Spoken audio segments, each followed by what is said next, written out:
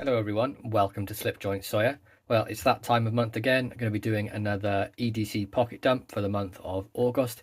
Now, please excuse my hands, they are filthy. I've been working on some custom Swiss Army knives and my first go at them. I have scrubbed my hands, but the oil is just ingrained, so you have to just deal with that, so I apologise for that. Also, my new stickers came in and I think they look absolutely fantastic. What do you guys think? Got my new logo on there, and I want to give two shout outs to two very great members of the community as well. And one is Tahil Steel. Now, he has his own channel, he's got some fantastic content over there. I will link him in the description below, but please make sure you go check him out and give him a sub. He's a really great guy. And next up we have Griff. So you may know him as that if you're in the Discord. If not, it's MJ Hoods on Instagram, and he makes some seriously good leather products. He has got a shop on the Discord server, or he's very active in there, so just get in touch with him and will make you some outstanding leather. And we will actually look at one of his slips a bit later on the video when I'm going through my carry, but I'm going to leave those two up there for you to check out. Both great gents. We'll start off with my sort of keys carry. So I don't leave the house too much during the week because I do work from home, but when I do, I have my car key on me and I have this enormous fob just for 4 buttons, and it's ridiculously big, I know. And apart from that, I have a Victorinox Rambler, and this is one I've customized with the black Celador scales from New Zealand. Now, I picked up an SD with these scales on, and I love them so much that I put them on a Rambler to sort of carry with me and remember the holiday I went on with my family. One of the best times in my life. It was absolutely fantastic. Got to see my brother, who I hadn't seen for about 6-7 years, so that was really nice. And this is actually inlaid as well, it's not printed. They've done a fantastic job. Yeah, it's getting all scratched up and ruined, but I like to carry it with me every day, so that's a nice thing to have. So there's my keys. Next up, my house keys. I like to keep them separate because I don't always go out, and if I'm walking the dog, I don't want to take the car key for no reason. So I have a couple of separate things on there. So I got this from Eric Starr. Really nice gent, sort of a glow in the dark down designs bead. We have the Olight i1R2 Pro. I've had this for months.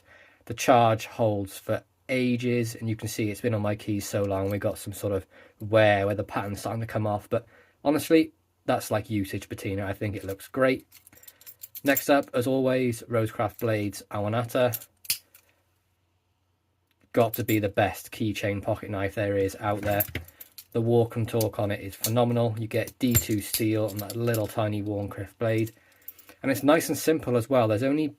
We've got 4 components, not including the screws. You've got the spacer and back spring is all one bit, the blade, and then the 2 G10 scales.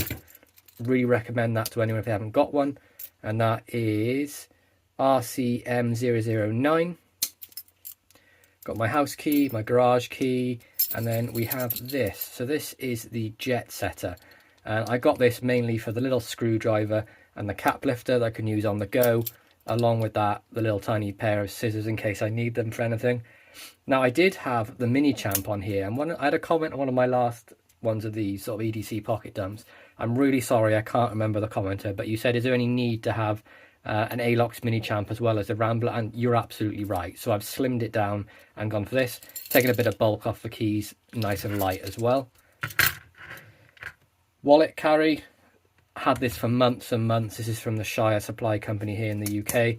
Got my card in there. You can get probably about 5 cards in there, but I only technically carry 3. Bank card, credit card, driver's license. That's all I need on a daily basis. Wonderful stitching job, excellent leather. Nice brass snaps on there as well, keeping everything secure. Next up is actually a fixed blade, and I have carried this a hell of a lot over the course of the month. Now, while I'm at home, if I'm going out on a walk through the woods, whatever, this has been on my hip, and I love this thing. So, shout out to Mikey Newman at Baldy's Blades, as he actually let me know the best place to get this at the cheapest price. But this is the Buck Alpha Pro Scout. This is the 662, of course, made in the USA. We have a Boss S35 VN heat treat, and for me, this is the perfect size. It really fits my hand. Got walnut scales on there as well. Torx construction holding them on. It's so comfortable and grippy as well. Fantastic blade. Nice leather sheath comes with it. Slots in there nicely. Now, do you need to clip it up? Nope, not at all. It won't fall out, but for security, Nice little pop on there, and it's a belt loop style sheath as well. Really wonderful from Buck. They did a fantastic job with this. See, the sheath is made in USA as well. Absolutely excellent. Put that up there. Next up is a multi-tool that I've been using quite a lot the last sort of week when I've been getting into customizing Swiss Army knives, restoring knives, that sorts of things. And this is my sort of vintage Leatherman. So this is the Leatherman PST. You can see it's made in Portland, and I believe it's a 99. Is it this side? No, I think it's this side. I'm not going to be able to find it now, am I? There we go. It's just it's going to be quite hard to see. It is right about here. It says 0799, so we've got July 1999. So it's a good sort of 24-year-old tool, and it's honestly in perfect condition. Got this from Dan at Blade Bridge Customs, and the best thing about the Leatherman PST is all these tools are slip joints, so it's UK legal. And it came with that pouch as well, original Leatherman pouch with it. Fits in there really snugly, and has a clip on the top as well, and a belt loop, which is really nice. That's been on my belt when I've been out and about as well, so I've been going towards the belt carry, which very sort of abnormal for me. Normally I like to put things in my pocket and just sort of that be it, but I've been enjoying carrying this. It's a really wonderful bit of kit. Next up, we're going to take a look at a slip, and now this is one that was made by Griff over at MJ Hoods, and I mean, look at the quality of this thing. Griff, you'll have to forgive me, it's taken a bit of a beating, it's been chucked around on the bench, it's got some dings in it, but it's leather, it's going to take a mark. But look at the burnishing on the outside, the stitch work, made in the UK, absolutely fantastic. Now this is actually a medium sodbuster slip, but I've had all sorts in there. Currently I have the twisted assisted Arthur Wright & Sons exclusive Barlow with that burlap micarta C70 carbon steel blade, the twisted assisted logo on there as well. One of my favourite British knives, this is absolutely superb, and this has been in my pocket today. Really enjoying carrying that. But back to the slip, comes with this nice little lanyard on it. It's great to pull it out of the pocket, and it's just done so well. It's nice and supple. The leather, you know, when you smell leather and you can just tell it's really high quality, this is it. He did a great job with that. So once again, Griff, thank you very much for that. And the Barlow fits in there really nicely. So let's get on to the knives I've carried this sort of month, and you'll be very surprised to hear I have not carried the compact much at all this month. I think maybe 1 or 2 days, and that's mainly because I picked this up off Dan from Blade Bridge Customs. Now this is a exposed pinned brass climber, and if any of you are familiar with my channel, the climber is my favourite sentimental knife. I've got one that was given to me by my father for my 21st birthday, and it's in my collection still. It's been used and abused, and I just won't carry it now, but I'm scared I'm going to lose it. So as soon as this brass one went up, I jumped on it straight away. So you've got exposed brass pins, brass liners, the older style corkscrew. We have the punch with no sewing eye in it. All the standard, no half stop on the cap lifter, but it's an older one. And then I think we actually get the screwed scissors as well. And you get the pen blade and the main blade on there as well. And let's see if we can date this main blade. So we have a larger V, it looks like. Yep. And not touching cross. So that's like a 90s.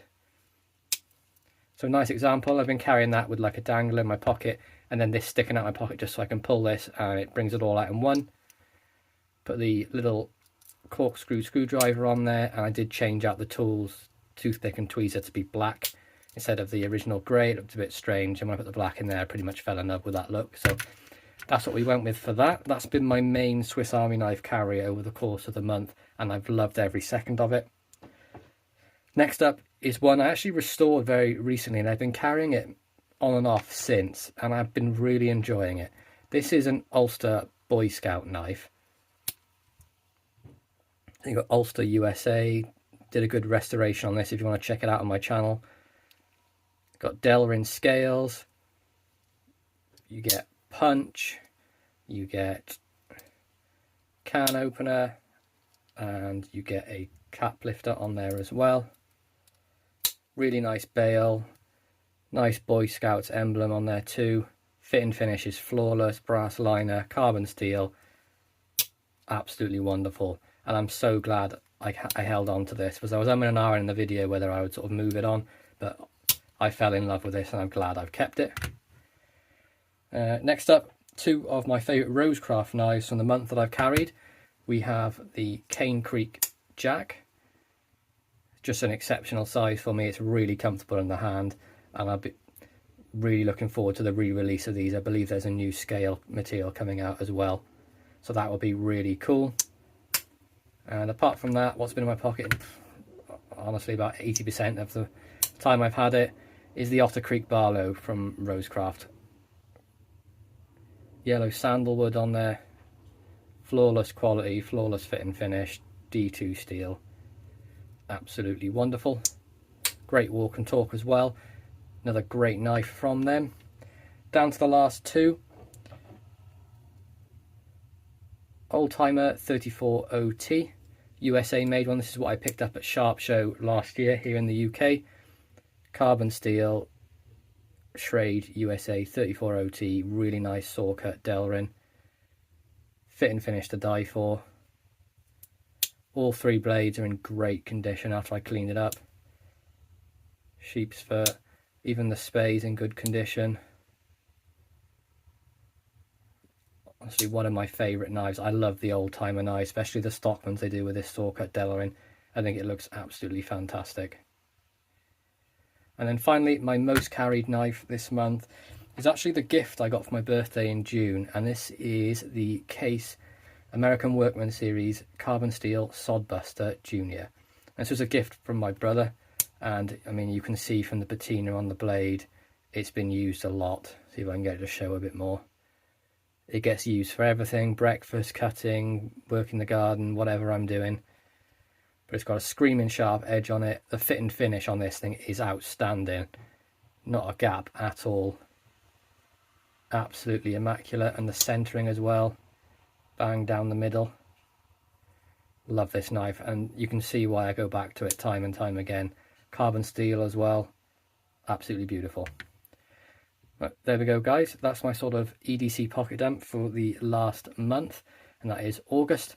Please go and check out Tar Heel Steel and MJ Hoods on Instagram and on the Discord. But I really hope you enjoyed this review or sort of overview. Please be sure to like, subscribe, and ring that bell for notifications. And I'll catch you in the next one.